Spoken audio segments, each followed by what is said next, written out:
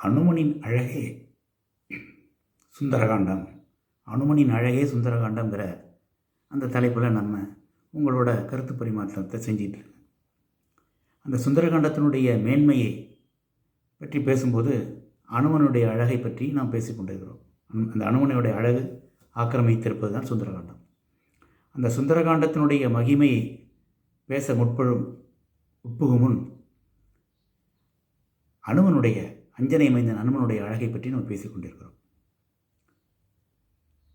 அனுமனை பற்றி கம்பர் அழகான ஒரு பாடல் இயற்றியிருப்பார். பார்த்தீங்கன்னா தமிழ் கொஞ்சி விளையாடும்.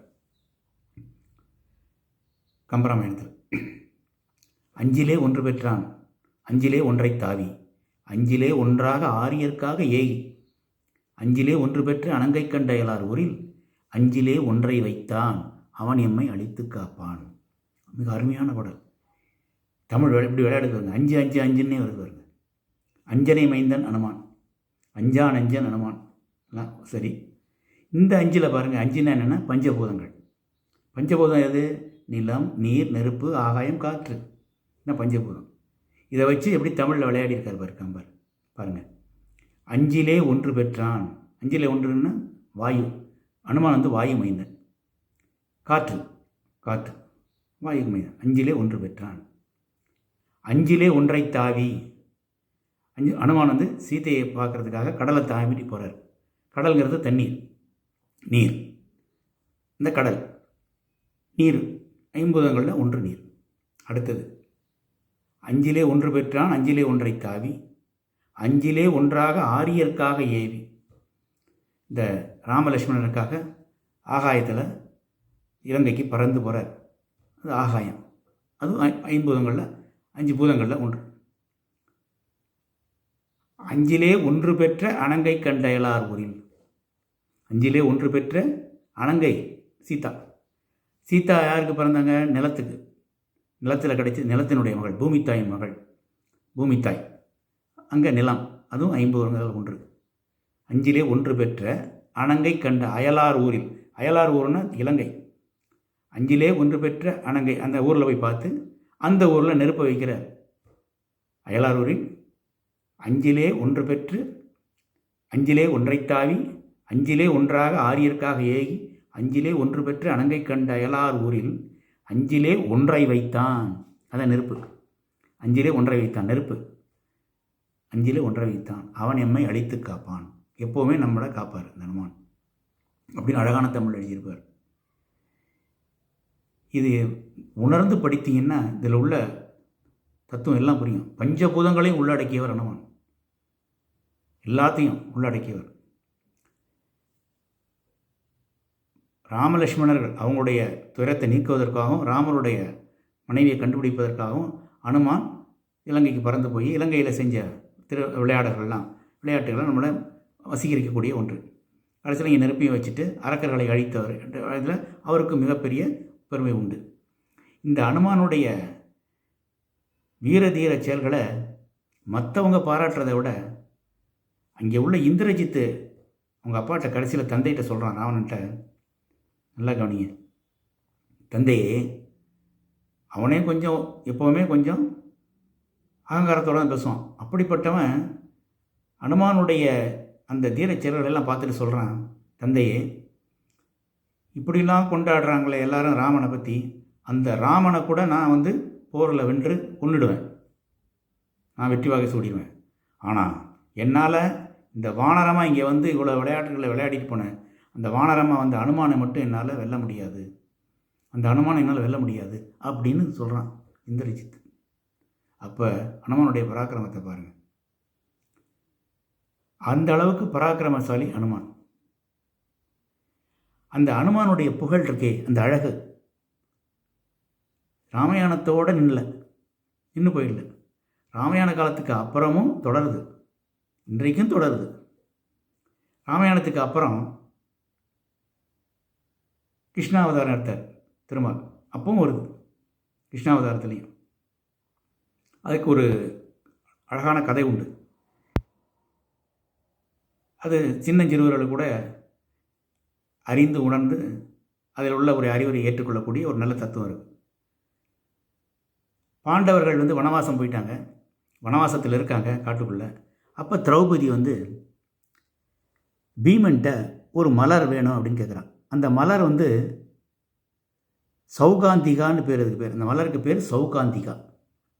அது ரொம்ப ஒரு வித்தியாசமான மலர், மனம் எல்லாமே உள்ள அழகான ஒரு மலர் சௌகாந்திகா. அது கானகத்தில், இங்கே இமயமலையில், இமயமலை சாரலில் ஒரு இடத்துல இருக்குது கானகத்தில். எனக்கு அந்த மலர் வேணும், எடுத்துகிட்டு வா அப்படின்னு சொல்கிறார். அந்த சௌகாந்திகா மலரை தேடி பீமன் இமயமலை சாரலில் கானகத்துக்குள்ளே போகிறான். வழியில் போயிட்டு இருக்கும்போது ஒரு சின்ன ஒத்தையடி பாதையாட்டம் இருக்குது. அந்த பாதையில் போகும்போது அனுமான் வந்து அப்போ அடுத்த இதில் ராமாவதாரம் முடிஞ்சு கிருஷ்ணாவதாரம்ல அனுமான் முதுமை அடைஞ்சிட்டார். ரொம்ப முதுமையாகி அந்த முதுமையான கோலத்தில், கிழவன்னு வச்சுங்களேன், ஒரு கிழட்டு கோலத்தில் அந்த வழியில் குறுக்க மறித்து படுத்திருக்கிறார். இந்த ஒற்றையடி பாதையில் குறுக்கால் படுத்திருக்கிறார். அவர் குறுக்கால் படுத்திருக்கும் போது பீமன் வரான் அந்த வழியை தாண்டி அந்த மலரை தேடிட்டு. ஏன்னா நம்ம போகிற வழியில் ஒரு வானரம் குரங்கு இப்படி குறுக்கால் படுத்திருக்கே வாழை நீட்டிக்கிட்டு அப்படின்னு சொல்லிட்டு அனுமான் வானரத்தை பார்த்து சொல்கிறார், ஏ வானரமே, உன்னுடைய வாழை எடு, நான் அந்த பக்கம் போகணும், நீ குறுக்கால் எடுத்து படுத்திருக்க, வாழை தூக்கு அப்படின்னு ஒரு அகங்காரமாக ஆணவமாக சொல்கிறான்.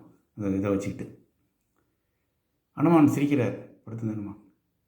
உடனே இவன் கேட்குறேன், என்ன சிரிக்கிறியா, நான் சொல்கிறத செய்வியா மாட்டியா, நான் அந்த பக்கம் போகணும், சீக்கிரம் வழி விடுன்னு. ஏன் இவ்வளவு பதட்டப்படுகிறாய், உனக்கு தைரியமும் உனக்கு பலமும் வல்லமையும் வலிமையும் இருந்ததுன்னா இந்த வாழை நீ சும்மா அப்படி தூக்கி போட்டுட்டு நீ போ அந்த பக்கம் தாராளமாக அப்படிங்கிறார். உடனே பீமனுக்கு தூக்கி வாரி போடுது. அப்படியா நீ பேசுகிற, இரு உன்னை என்ன செய்கிறேன் பாருன்னு சொல்லிட்டு வாழை பிடிச்சி இடது கையால் சும்மா அப்படி ஒரு இதுவாக நம்ம அப்படி பிடிச்சி தூக்க பார்க்குறாரு, தூக்க வரல. 2 கையாலும் தூக்க பார்க்குறாரு பீமன், தூக்க வரல. பீமனுக்கு தன்னுடைய வலிமையெல்லாம் முற்றிலும் செலவழித்து அப்படியே தூக்கி பார்க்குறாரு, தூக்க முடியாமல் கீழே விழுந்துட்டான் பீமன்.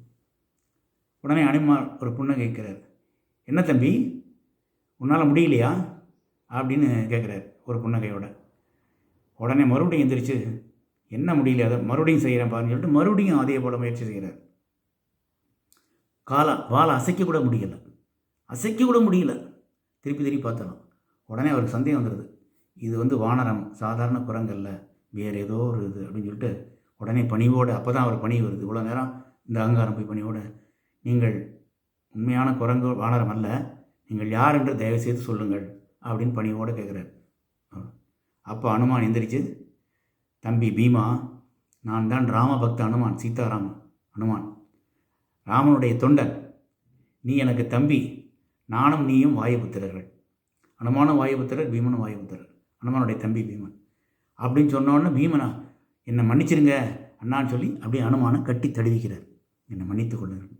அனுமான் புன்னகையோட அவர் உடம்பை தட்டி கொடுத்து, பீமா கவலைப்படாதே, நீ என்னுடைய தம்பி, உனக்கு நான் எல்லா விதத்திலும் உதவி செய்வேன் அப்படிங்கிறார்.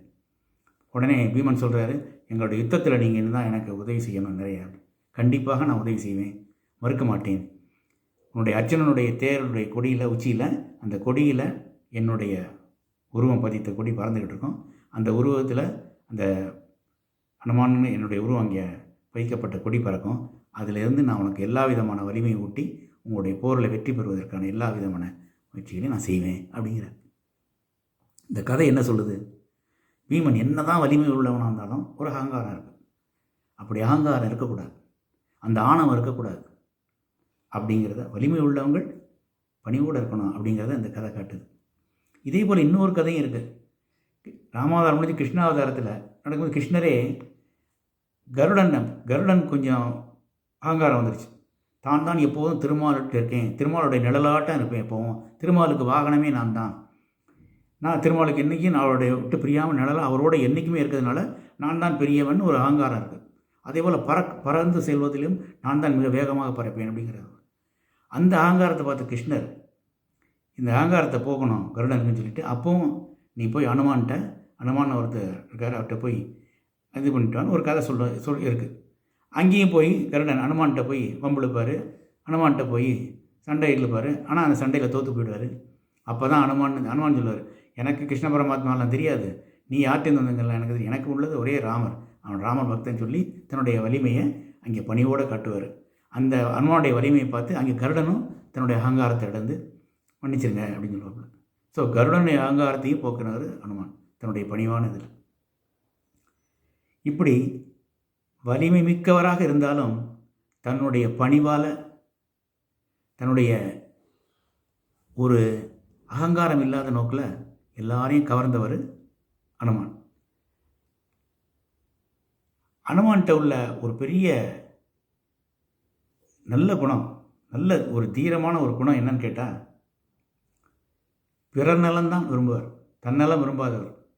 தனக்காக எதையும் அவர் இது பண்ண கேரக்டர் கிடையாது. அந்த ஒரு அழகான குணம் அனுமான்கிட்ட எப்போவுமே இருந்தது. இந்த புகழ் தான் அவரை சீரஞ்சீவியாக இன்றைக்கும் எல்லா இடத்துலையும் அவருடைய புகழை நிலைநாட்டிகிட்டு இருக்கு.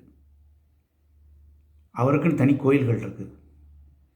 ராமாயணம் படிக்கக்கூடிய இடத்துலலாம் மறைந்தின்று கேட்கக்கூடிய இது ஆற்றல் அவர் பெற்றிருக்கார். எல்லாரும் அவதாரங்கள் முடிந்து ராமாவதாரத்தில் எல்லாரும் வைகுண்டத்துக்கு போகும்போது நீங்களும் வான்னு கூப்பிட்டாங்க. ஆனால் அனுமான் சொல்லிட்டாரு, நான் இங்கேயே இருந்து ராமருடைய புகழ் பாடுற இடத்துல எல்லாம் நின்று ராமருடைய புகழை கேட்பேன் அப்படின்னு சொல்கிறார். இப்படிப்பட்ட ஒரு ராம பக்தர் அனுமானுடைய அவருடைய முழு ஆற்றலும் முழு அறிவும் முழு சொல்வன்மையும் முழு பராக்கிரமும் நிறைந்த சுந்தரகாண்டத்தை அடுத்த பகுதியில் இன்னும் தொடர்ந்து பார்த்து சுந்தரகாண்டத்தினுடைய மகிமையை நம்மால் முடிந்த வரைக்கு அறிந்து உணர்ந்து பகவானுடைய புகழை பாடி நன்மையும் செல்வமும் நாடும் நல்குமே, திண்மையும் பாவமும் சிதைந்து தேயுமே, ஜென்மமும் மரணமும் இன்றி தீருமே, இம்மையே ராம என்று இரண்டே எடுத்தினான்னு ராமநாமத்தை சொல்லி முக்தியை பெற முயல்வோமாக. அடுத்த பகுதியில் சந்திப்போம். வணக்கம், நன்றி.